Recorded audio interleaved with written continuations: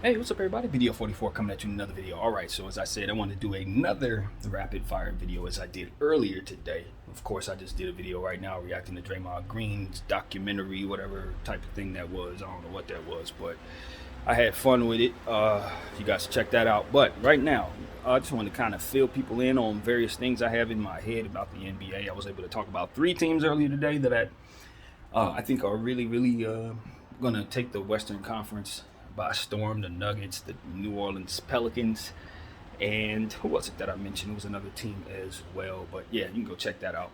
In this one, have no idea. We'll figure it out. So let's go. All right. So the team that's on my mind at the moment, not really a team, more so injury news. LaMelo Ball is going to be out indefinitely, from what I understand, which kind of is not a surprise to me because I understood that he had the injury with the ankle. I saw the ankle. It looked bad enough for him to miss the opener.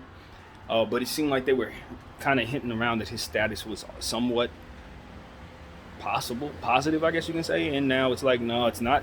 So I don't really know what's going on there in Charlotte.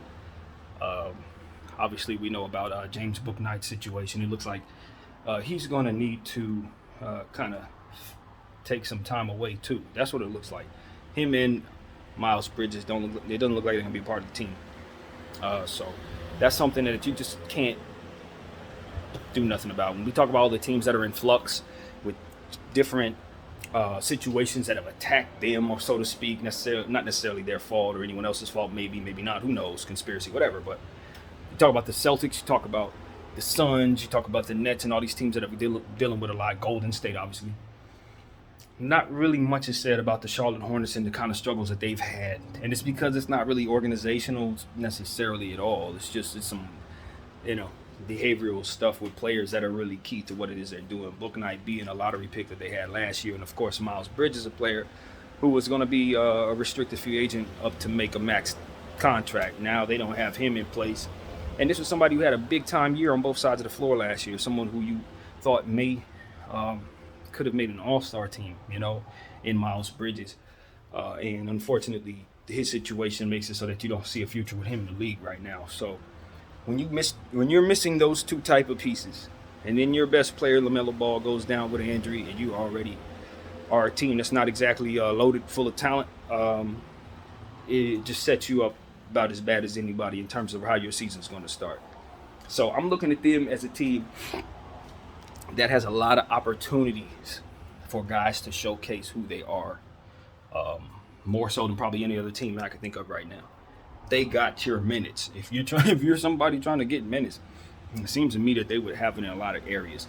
I'm looking at guys that have never had opportunities who are probably going to have major roles with this team. I think of a guy like Kai Jones. I think of a guy like Mark Williams.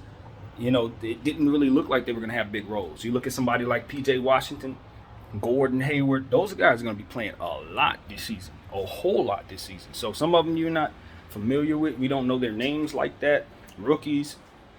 By the end of the season, they will have had all the minutes to prove themselves with the Charlotte Hornets. So I can tell you this. Somebody on the Charlotte Hornets going to overachieve. Somebody we never heard of is popping off just because the minutes are there, and so they're going to be on the floor. It's sort of like Trey Jones last year with the Spurs. You saw him all the time at the end of the season because they didn't have no other point guards. And so, yeah, I'm very curious to see who that's going to be for the Charlotte Hornets. Maybe it's a resurgence year for a guy like Gordon Hayward, who will have the ball in his hands now, probably more than he's had since he left Utah. Maybe this is an opportunity for a guy like P.J. Washington, who's kind of had his role kind of drowned out by other guys who have been on the team. And so on and so forth. Now he's going to get nothing but looks, 18, 17 shots a game if he really wants it. So that type of stuff from the Charlotte Hornets is interesting to me. Obviously, they're in play for Wembanyama. That's obvious, right? And I do think that's an interesting dynamic if he were to go there with LaMelo Ball, Mark Williams. That's like a weird kind of fit there. But, I can totally see them being the team that gets him. If we're talking about teams that are trying to put themselves in that position, I don't see why Charlotte shouldn't be one of the worst teams in the league this year. There's no reason why they're not a high favorite to have Wembanyama in their situation. Figure, that's probably pretty dope, man. The Hornets with the web, I don't know, even a spider web, I don't know. You can correlate it somehow, make it make it marketable, I'm sure. So, yeah, that's one thing I'm looking at. Somebody's going to be known there we do not know. Probably Kai Jones. Another thing I'm looking at, another team that's curious to me, kind of in a similar situation, is the Washington Wizards. I have no idea what to expect from the Washington Wizards, simply because they have so many pieces that are unproven. You talk about the Los Angeles Lakers in their shooting guard position, where it's like natural that we don't know our starting lineup because all of our shooting guards are basically bench players anywhere else. Well, that's kind of what the whole Washington Wizards entire lineup, their whole team is basically like that. I'm not saying everybody's a bench player, but everybody on this team would have a bench role somewhere. That's what I'm telling you. Even Porzingis is coming off the bench for somebody in certain situations, depending on what it is. So that's what I'm here to tell you. Nobody on that Washington Wizards team, outside of course, Bradley Beal, is proven like that. And because of it, I think they could have all kinds of stuff going on. You got Monte Morris there now. He's been hinting at if he were to get a big role, he could act accordingly and do great things with it. Played with the Nuggets last year. You look at a guy, another guy who played with the Nuggets as well, Will Barton, is now playing with a different team for the first time in a very long time. He's going to be on this Washington team now. So you see him having an opportunity to step forward and do a little more. Kyle Kuzma, another guy who had to step forward last year, finally out of that Laker rotation, now had an opportunity to show that he can really ball. Did that last year. I expect him to step forward, play even better. Corey Kispert's out with the injury, but we know when he comes back from injury, he's a hell of a shooter. Rui Hachimura is fighting for a contract this season. We know he can play, even though he's had some injury issues over the years. As a hell of offensive talent and a big body, power forward type of guy who can do some things for you. They got a lot of talent. That's the thing. They've picked up some guys in the draft as well. Johnny Davis, I believe is his name, one of the fewer rookies that I haven't actually done enough homework on, but I understand him to be somebody who can do some combo things for you and ultimately help you in a couple of solid areas. So that's a high-level lottery pick right there in your wing spot. So they got a lot of stuff there in Washington that could potentially pop for them. You know what I mean? They got a lot of little talent and opportunities to showcase it. So I'm curious to see if Bradley Beal can have a healthy season, and if not, are they a team that just says, you know what, let's kick the can down the road, play guys that haven't been proven, and tank ourselves? It makes a lot of sense for a Washington Wizards team to try to do that. And so you can totally see how the league is going to have different teams that are going to be at a crossroads very soon as to where they can ask themselves if they want to be competitive, or they can ask themselves if they try to make their pick as good as possible to try to get Wembanyama. I think a good half of the teams in the league are going to try to make that decision early. If they're going in for winning, you'll see them make moves to get better to win. If they're going in for tanking, they're going to make moves to assure they get rid of salary. And that's what we're ultimately going to know. Who sees what in themselves for this upcoming season. And I think we're going to be surprised some of the teams that may decide to get rid of talent had a chance at this kid, man.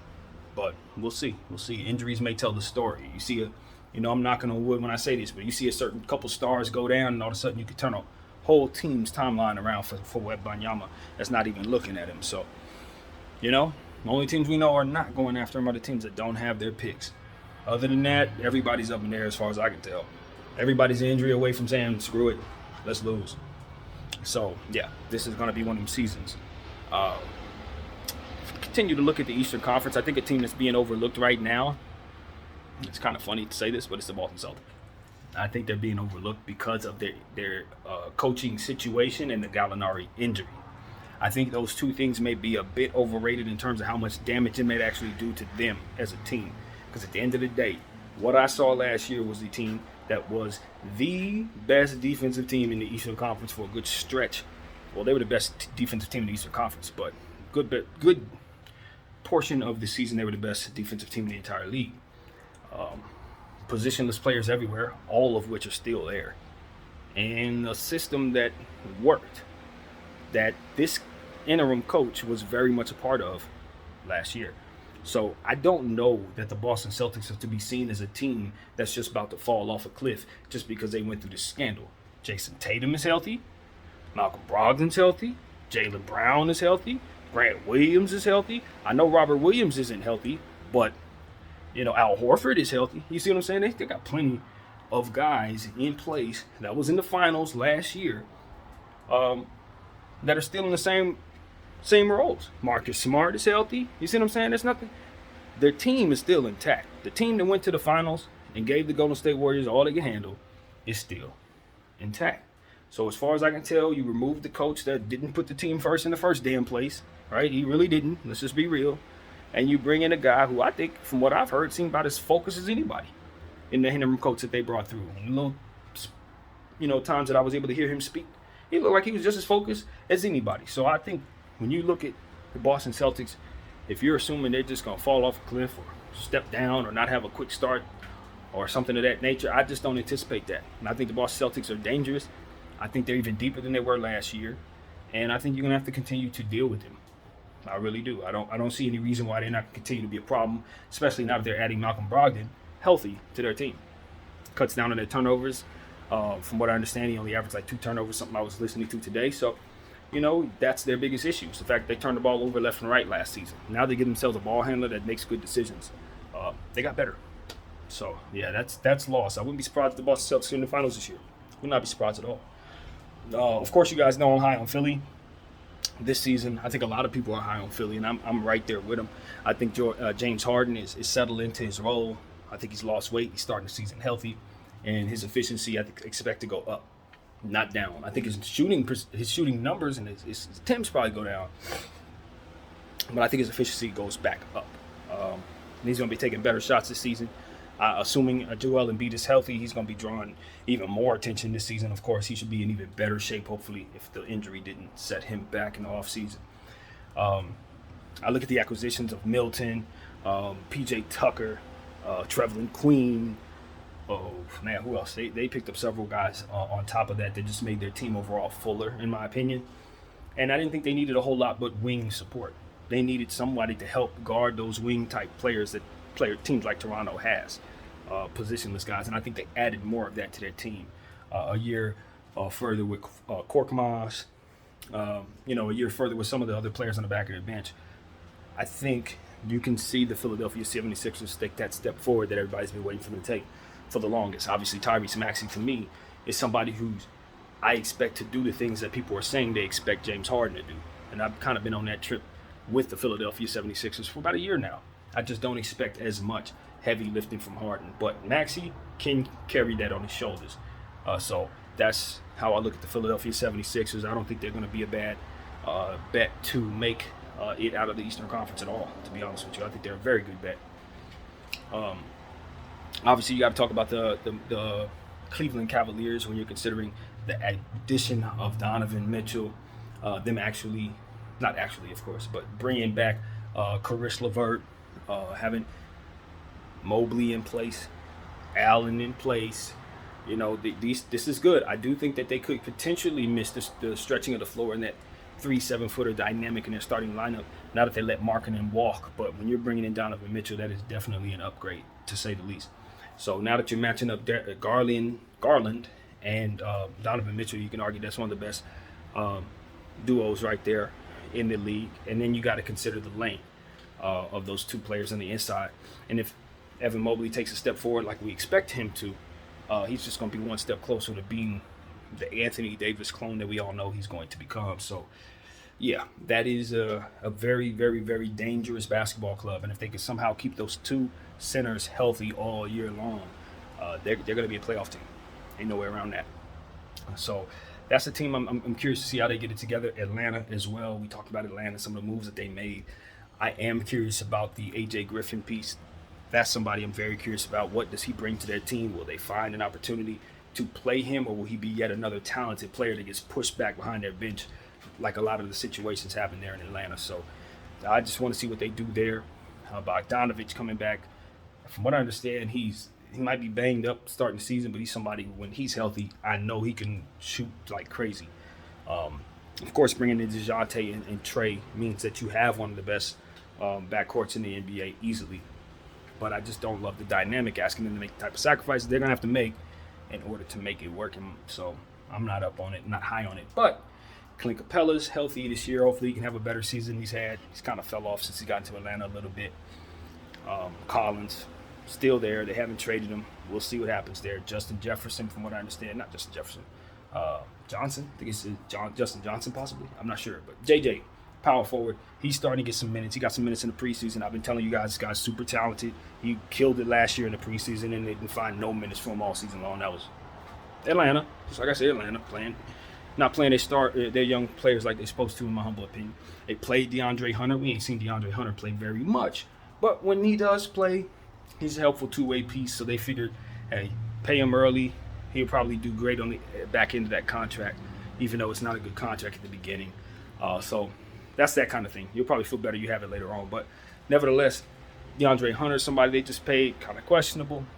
So it's just a lot of stuff Atlanta's doing. Obviously, they gave away their picks to get DeJounte. We talked about that yesterday. So do I think they can make the playoffs? I do. They got a lot of talent. I think they're a couple injuries away, though, from falling completely off. But they have Onyeka Okongwu to help boost their front court as well, of whom they're going to have to find minutes for. So it's a lot of depth there with the size. I think they'll be a playoff team for sure. It's just a matter of how much damage can they actually do and how well do those two younger point guards take to playing with one another. So I don't like the dynamic at all. And also, another team, Toronto Raptors. I might have been a little too high on the Toronto Raptors last year. I thought they were better than Philly because they did have all of that wing help that I said Philly needed to get, which they got. But when Philly actually saw them, you saw the matchup, they had no answer for Joel Embiid. And I don't see any answer there yet. So the thing about the Toronto Raptors is they're probably a DeAndre Ayton or Vucevic away from really being that type of team, in my opinion. Yeah, you got Fred VanVleet, who's going to shoot very, very well, play excellent defense as a smaller player. Yes, you got Scotty Barnes, one of the best defensive freaks in the world, and he's going to be a glue guy like Draymond, like LeBron, like Ben Simmons, who gets other guys the ball from his position. Yes, you have Pascal Siakam, all-star power forward, who can score 40 on a great night. Yes, you have Gary Trent Jr., who's turned out to be one of the best 3-and-D players on the planet Earth. It's a lot of positionless players in that situation. And OG Anunoby, another guy who, if he's healthy, can be an all-star wing as well. They just got wing players all over the place. Otto Porter Jr. is now a part of what they do. Still got Chris Boucher. Still got King Birch. So they got a lot of players in place. But I just don't think that the Kim Birches and the Bouchers are good enough when you're going to be in Giannis, Zion, Paolo, and these freakazoid big dogs. They're just going to continue to get ate up no matter how many times they throw Scotty Barnes at them. At the end of the day, it's not enough. They're going to have to find that big dog center who can lock people up, that Robert Williams type that can come in and just give them that rim protection that solidifies them in a way that they're hoping Chris Boucher will. So, yeah, my faith in the Toronto Raptors has died down some, even though I do like the Delano Blanton. That's a big-time piece. I like him a lot. There's a few other guys on the back of that bench that I think have some upside as well. They're probably not coming to mind, but they're good. But all in all, they're too wingy. Well, the whole league is missing wings because they're all in Toronto. But Toronto didn't have the rest of the stuff that the rest of the league has. So that's what I say. They need more bigs, and they need to give OG Anunoby to us. Give OG Anunoby to one of these teams that don't have a small forward. And let us give you one of these bigs or somebody that can help you defend in the paint a little better. So that's what Toronto needs to do, man. Up off some of them bigs. You got way too many positionless, wingy guys. The whole league needs them. You have them all. So that's what I'm thinking. Just want to get touching on the Eastern Conference a little bit. You know what I mean? I'm looking at the young players that are around the league, and like I said earlier, I just think there's going to be a record number of rookies that have huge roles all over the league. It's to where, as I've mentioned, the Charlotte Hornets and how they said they weren't going to be starting Mark Williams and all that. Now they're just going to be starting him just off of the strength of everybody else just disappearing off the roster. So some of this is just off of that, and then some of these players are just good enough to where they're going to have real roles. Ben Mathurin, that's a real player. He's going to be one of their go-to guys in Indiana. I think about Kessler, who was drafted by Minnesota and then traded in the Gobert trade. He looks like he could be the premier center in Utah. You know what I mean? I'm looking at him. I'm looking at Shaedon Sharpe. He pops off the screen. That dude is super athletic. I don't know how long they're going to keep him on the bench, but it ain't going to be very long. I love Anthony Simons, but what Shaedon Sharpe can do, Anthony going to have to come to the bench at some point. I know they paid him $100 million, but listen, I seen enough, bro. Shaden Sharp is starting shooting guard there. They're going to fight it. They're going to deny it. They're going to do everything they can. But at the end of the day, that boy is more talented, and he's going to have to be starting, period. He's just simply more talented, yo. And you're going to find that out. So, yeah, watch out for Shaden Sharp. By the end of the season, if they give him the minutes he's supposed to have, he could be a Rookie of the Year candidate. Just trust me on that. Another guy that comes to mind, Terry Eason. You guys know I love the Rockets. We talked a lot about them. And Jabari Smith. I just think that is a loaded basketball club. Looking at OKC, Osman Dang. Oh, my God. So many young players over there. Jalen Williams, both of them. All right. One of them, Jalen Williams, I told you about a year ago. I think it was the Jalen with the E. This dude is a point guard. In the small forward's body, you play some defense. Your favorite type of player, you can shoot a little bit. You put him on the floor with Giddey. Now you got two players on the floor that's looking to make players better at the same time. There's certain dynamics that you don't yet see with OKC. Usman Dang, from what I understand, is a defensive player, big body, who can play wingy like we said the Toronto guys can. So when you start looking at that, you start looking at Baisley. You start looking at Trey Mann. You start looking at some of the other players that they got. Poku. The only reason why the OKC Thunder are going to suck this year is because they want to.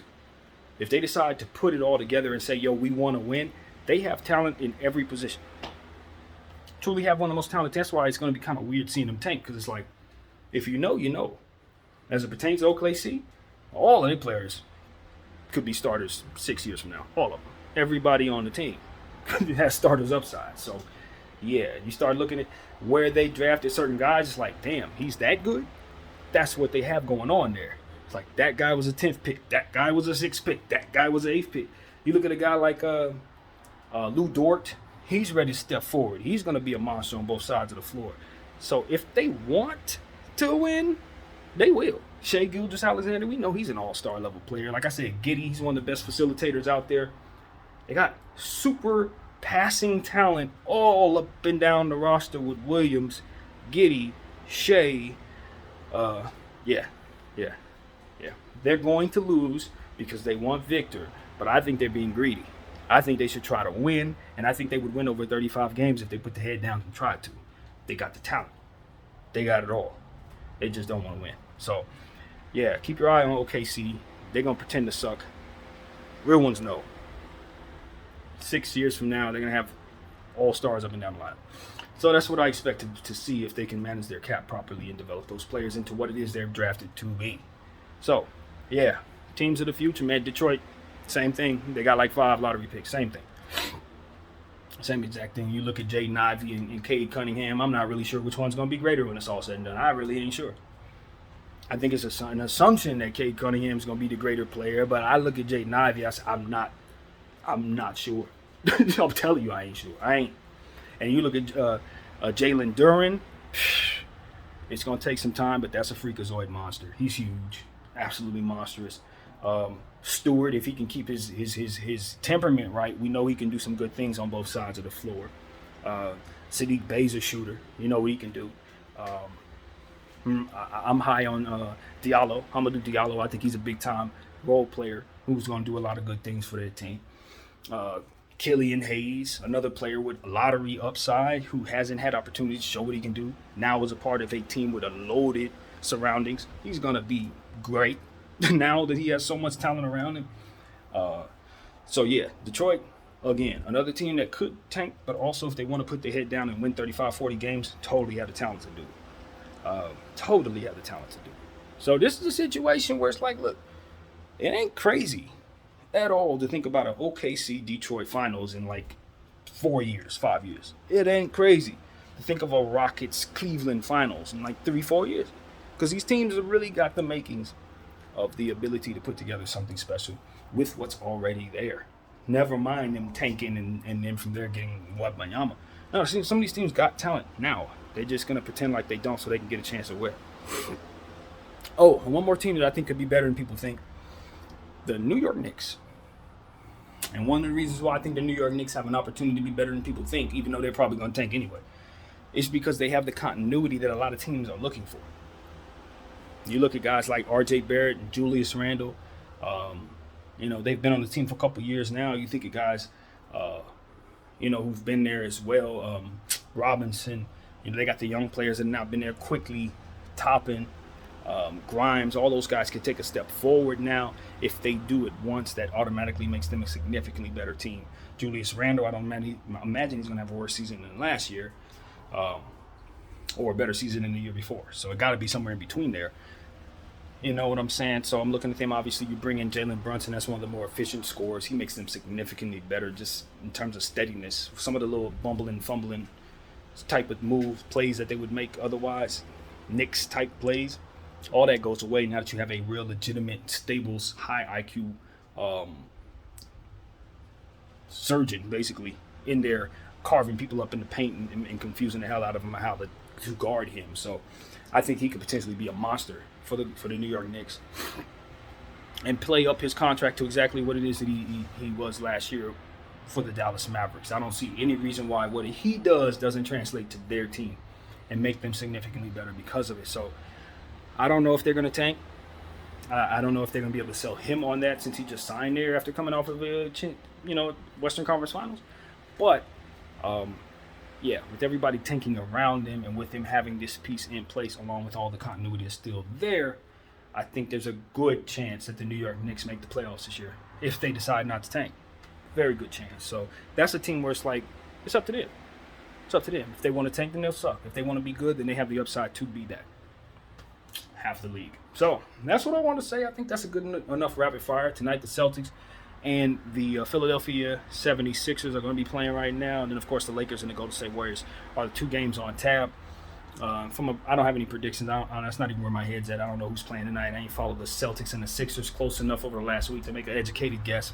I'd be going in blind. I'm not going to do it. But what I can say is I'm looking forward to my Laker game. I don't expect us to win that. You know, we were going to start the season kind of handicapped in a way. But we do expect our team to weather the storm. Try our best to showcase Russell Westbrook. We let the chips fall where they may, if possible. It's a blessing in disguise that Schroeder's been removed from the lineup because it'll give Russell Westbrook those minutes that he's going to need to feel a little comfortable. So he's out. Thomas Bryant is out. And when I say he, I mean Schroeder and Thomas Bryant are both out with finger injuries, 3 to 4 weeks, both of them. So that's new news for the Thomas Bryant side of things. We're out of our center. We're going to have Damian Jones on the floor for more basketball, and that is a bad thing.